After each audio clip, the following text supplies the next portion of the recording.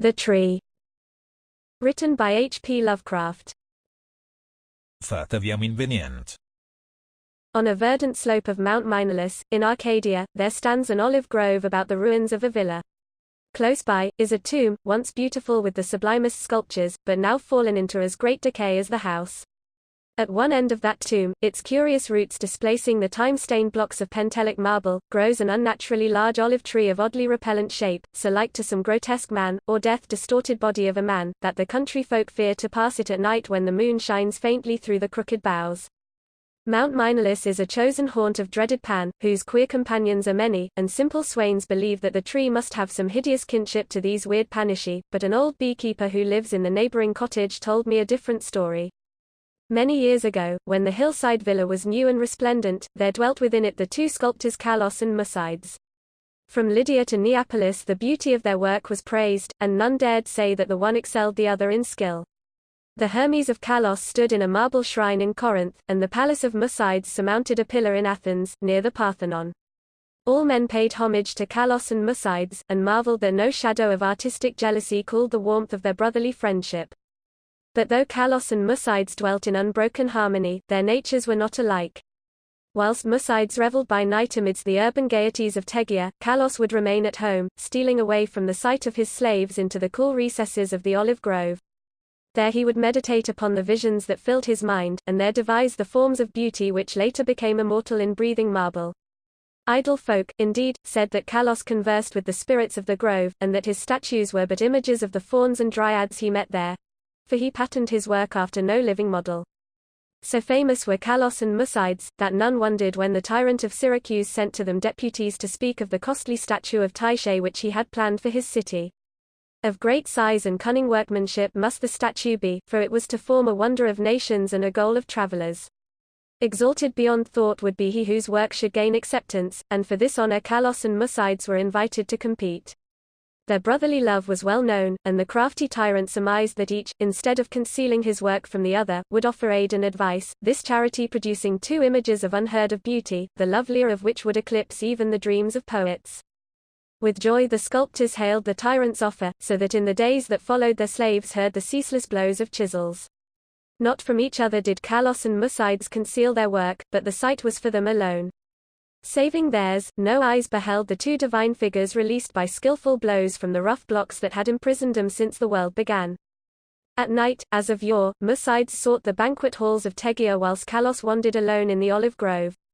But as time passed, men observed a want of gaiety in the once sparkling Musides. It was strange, they said amongst themselves, that depression should thus seize one with so great a chance to win art's loftiest reward. Many months passed, yet in the sour face of Musides came nothing of the sharp expectancy which the situation should arouse. Then one day Musides spoke of the illness of Kalos, after which none marveled again at his sadness, since the sculptor's attachment was known to be deep and sacred. Subsequently many went to visit Kalos, and indeed noticed the pallor of his face, but there was about him a happy serenity which made his glance more magical than the glance of Musides, who was clearly distracted with anxiety, and who pushed aside all the slaves in his eagerness to feed and wait upon his friend with his own hands. Hidden behind heavy curtains stood the two unfinished figures of Tyche, little touched of late by the sick man and his faithful attendant. As Kalos grew inexplicably weaker and weaker despite the ministrations of puzzled physicians and of his assiduous friend, he desired to be carried often to the grove which he so loved. There he would ask to be left alone, as if wishing to speak with unseen things. Musides ever granted his requests, though his eyes filled with visible tears at the thought that Kalos should care more for the fauns and the dryads than for him. At last the end drew near, and Kalos discoursed of things beyond this life. Musides, weeping, promised him a sepulchre more lovely than the tomb of Mausolus, but Kalos bade him speak no more of marble glories. Only one wish now haunted the mind of the dying man, that twigs from certain olive trees in the grove be buried by his resting place, close to his head. And one night, sitting alone in the darkness of the olive grove, Kalos died. Beautiful beyond words was the marble sepulchre which stricken Musides carved for his beloved friend. None but Kalos himself could have fashioned such bas-reliefs, wherein were displayed all the splendors of Elysium. Nor did Musides fail to bury close to Kalos' head the olive twigs from the grove. As the first violence of Musides' grief gave place to resignation, he labored with diligence upon his figure of Tyche. All honor was now his, since the tyrant of Syracuse would have the work of none save him or Kalos. His task proved a vent for his emotion, and he toiled more steadily each day, shunning the gaieties he once had relished. Meanwhile his evenings were spent beside the tomb of his friend, where a young olive tree had sprung up near the sleeper's head. So swift was the growth of this tree, and so strange was its form, that all who beheld it exclaimed in surprise, and Mucides seemed at once fascinated and repelled. 3 years after the death of Kalos, Mucides dispatched a messenger to the tyrant, and it was whispered in the agora at Tegea that the mighty statue was finished. By this time the tree by the tomb had attained amazing proportions, exceeding all other trees of its kind, and sending out a singularly heavy branch above the apartment in which Mucides labored. As many visitors came to view the prodigious tree, as to admire the art of the sculptor, so that Mucides was seldom alone. But he did not mind his multitude of guests, indeed, he seemed to dread being alone now that his absorbing work was done. The bleak mountain wind, sighing through the olive grove and the tomb tree, had an uncanny way of forming vaguely articulate sounds. The sky was dark on the evening that the tyrant's emissaries came to Tegea.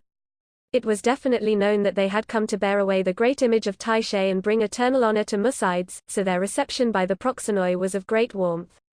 As the night wore on, a violent storm of wind broke over the crest of Minalus, and the men from far Syracuse were glad that they rested snugly in the town. They talked of their illustrious tyrant, and of the splendor of his capital, and exulted in the glory of the statue which Mucides had wrought for him. And then the men of Tegea spoke of the goodness of Mucides, and of his heavy grief for his friend, and how not even the coming laurels of art could console him in the absence of Kalos, who might have worn those laurels instead. Of the tree which grew by the tomb, near the head of Kalos, they also spoke. The wind shrieked more horribly, and both the Syracusans and the Arcadians prayed to Iolos. In the sunshine of the morning the proxenoi led the tyrant's messengers up the slope to the abode of the sculptor, but the night wind had done strange things. Slaves' cries ascended from a scene of desolation, and no more amidst the olive grove rose the gleaming colonnades of that vast hall wherein Mucides had dreamed and toiled. Lone and shaken mourned the humble courts and the lower walls, for upon the sumptuous greater peristyle had fallen squarely the heavy overhanging bough of the strange new tree, reducing the stately poem in marble with odd completeness to a mound of unsightly ruins. Strangers and Tegeans stood aghast, looking from the wreckage to the great, sinister tree whose aspect was so weirdly human and whose roots reached so queerly into the sculptured sepulchre of Kalos. And their fear and dismay increased when they searched the fallen apartment, for of the gentle Mucides, and of the marvelously fashioned image of Tyche, no trace could be discovered. Amidst such stupendous ruin only chaos dwelt, and the representatives of 2 cities left disappointed, Syracusans that they had no statue to bear home, Tegeans that they had no artist to crown. However, the Syracusans obtained after a while a very splendid statue in Athens, and the Tegeans consoled themselves by erecting in the agora a marble temple commemorating the gifts, virtues, and brotherly piety of Mucides.